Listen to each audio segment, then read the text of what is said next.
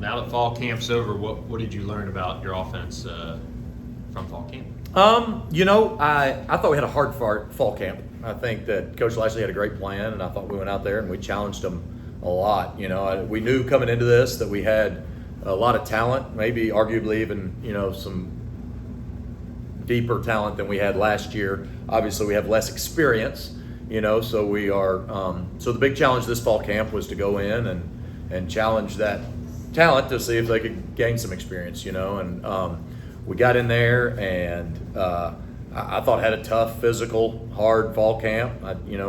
Knock on wood, we've come out of it relatively healthy, and so we're kind of at the end of it where it's dragging on here, and just like this summer heat's dragging on a little bit, but it's I kind of like our team. I think it's a little bit of an unknown till the lights come on, but I think they've got some confidence about them. I think that we confirmed where we're talented and where we're deficient, and I think that we can kind of start putting together a good plan. We put in the offense pretty quick as a whole and kind of started to whittle it down, knowing what it is that we're going to be into the season, and then certainly as you game plan each week, then that narrows even more. So we're getting a little bit closer to starting to fool around with some of those first opponents, and we are. I'm excited, cautiously optimistic, but excited about where we're at right now. With a group that, like you said, maybe is a little less experienced, and even some of the experience has been on other teams, how much do you try to simulate some of that game type stuff through fall camp, maybe a little more than you did last year when you maybe had more returners? Yeah, I think Coach has made a great emphasis on that. That was a big point. We were, and maybe we said this in the last interview, situationally we were really good last year, and we had invested in that in last spring and summer, and then obviously fall camp. And even when you don't have all your specific calls in, the fact that your guys are seeing chains and that they understand what a 3rd and 8 conversion does to you, and you get to play out a 2nd and 7 scenario, or you get in the red zone, and we kind of got this little scoring system in the red zone that we do to compete the offense versus the defense. And so we invest a lot of time in our situations, and I don't even know that it would be more so than we did last year, and I don't know that probably looking back at it, you got a group of guys that you don't know how they're going to react in those situations, so you get to see that, you get to evaluate that to a standpoint. And, but it's great emphasis, and Coach has done a good job of holding us to that, and it's a way for us to remain competitive and still dig out all the situations that we need to.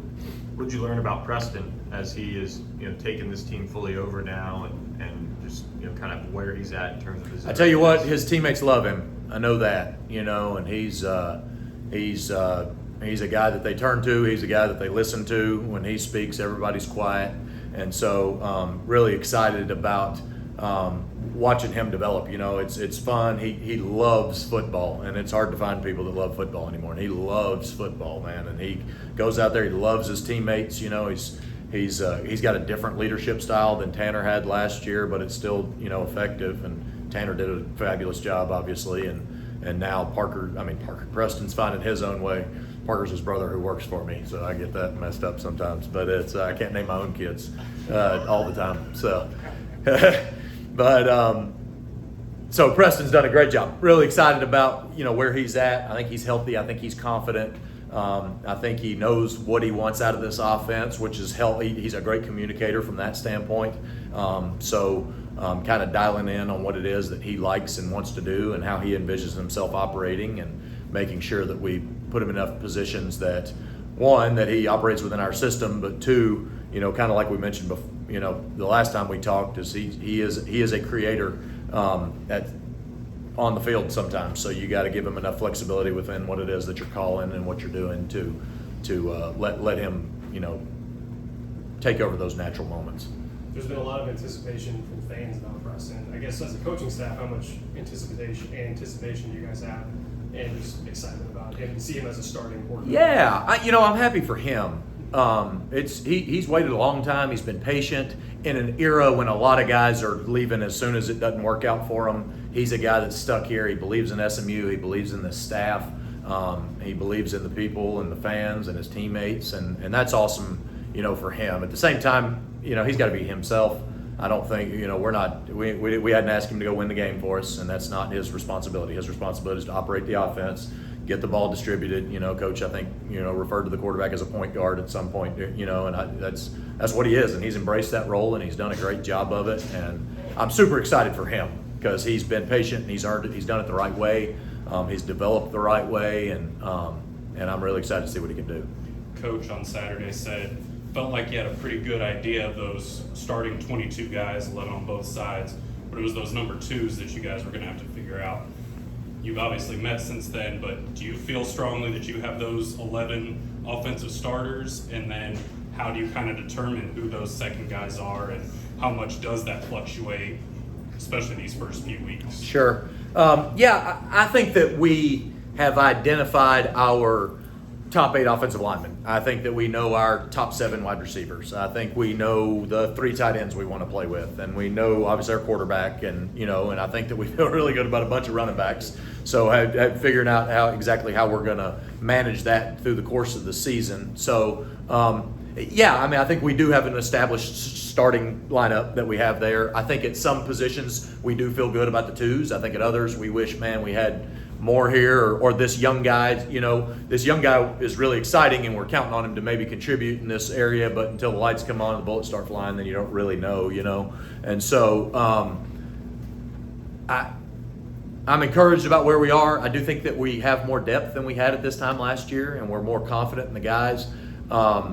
Ability, again, it's kind of a reaction when things go wrong and it's hot and it's tired and we're down, and that's one thing that we've tried to create. That's a hard thing to create. It's adversity, and we've got a super positive attitude football team, which is great, and sometimes that's just what they are, and sometimes when bad things happen then they shift, and so we've tried to create some of those bad situations, and they've been super positive till now, and it's they've reacted the way we wanted them to, and again, you don't know till you know, right? But I think that we're in good position, and I think that we've identified the young guys that we want to, that are either ready right now or that we think could even be ready to go like a month from now, 6 weeks from now. You keep pushing those guys. Conference play starts the last weekend of September, I think. So we got to make sure that we are dialed up and ready to go. We've talked a lot about being competitive in our conference this year, so we're gonna have a fun September and compete ourselves. But we're really getting prepared for that conference slate when it starts. Jordan Curley is a guy that has been nicked up here and there through the years. Now seems like he's ready to have that type of season that Rasheed Rice maybe had last year in terms of the anticipation for him. What have you guys seen from him, and how much more dialed in and ready is he this year? Yeah, it's been exciting to have Jordan have his first full offseason as being a college football player, and I remember coming out here maybe my second day on the job, and they were practicing for the bowl game that they never played, and you don't know who anybody is. You're just watching a bunch of jerseys run around, and he was a guy that stood out instantly from a natural ability standpoint, and then he was just never able to kind of put it all together. He had the shoulder injury last year, came back and played some, then he was hurt again, then played some, and made some big plays for us. Certainly, you always knew that the athleticism was there and the flash was there. Could he put it all together? And I think he had a tremendous offseason. He showed up in the spring and really gave us a lot of confidence there. Had a great summer. He's given us a lot of confidence here again, and he's a different style player, I think, than Rasheed is, and he's got a different skill set to a degree. So, but he's a guy that's ready for the opportunity. I think he's as confident in himself as he's probably been since he's been in college ball, and there's this window of opportunity, right? He's always kind of been churning under the surface. I think this time last year we said Rasheed Rice was kind of like this third guy playing behind guys, and then all of a sudden he showed up and did that. Jordan's kind of this guy that's played and made some good plays and done that, and now it's his opportunity to trot out there first, and I'm excited for the challenge for him. He's invested himself, similar to what we said about Preston, and excited for him to have the opportunity that he's got coming up. And then I know we talked kind of right at the beginning of fall camp about, these 3 freshman tight ends that were living from the difference of recruitment life now into this life. That's right. What did you see from especially those 3 guys during fall camp, and are those some of the young guys that you say, hey, we're going to need you to push this along because we might need you at some point? Yeah, absolutely.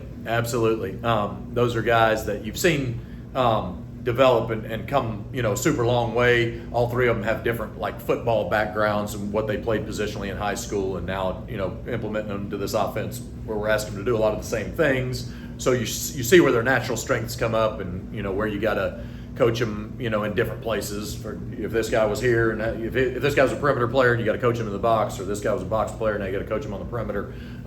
So you see those things coming. I do think that guys like Trip Reardon, Adam Moore are guys that I think that right now I'm planning on counting on at some point during this season. Lonnie Johnson's certainly a guy that's still coming along, and are they ready yet or not? I'm not fully confident in that, but yes, to your point, those are the guys that we're pushing, and hopefully here in the next 4 to 6 weeks, we've got a comfort level of putting them in, So feel great about where RJ is right now. Feel great about where Nolan is right now.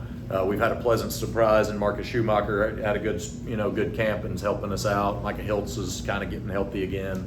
So, but those young guys are, we're an injury or two away at that position that they're going to have to really contribute. So.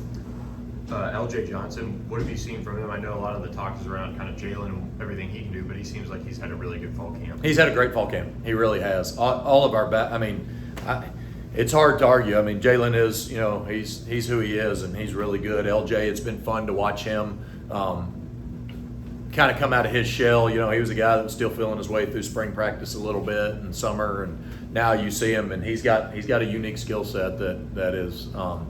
Man, it's exciting, and it's a great compliment, I think, to what it is that we get out of Rooster. And even Velton Gardner is a guy that has had a really, really quality fall for a guy that came in here last year and was just trying to catch up from being out of football for 8 months.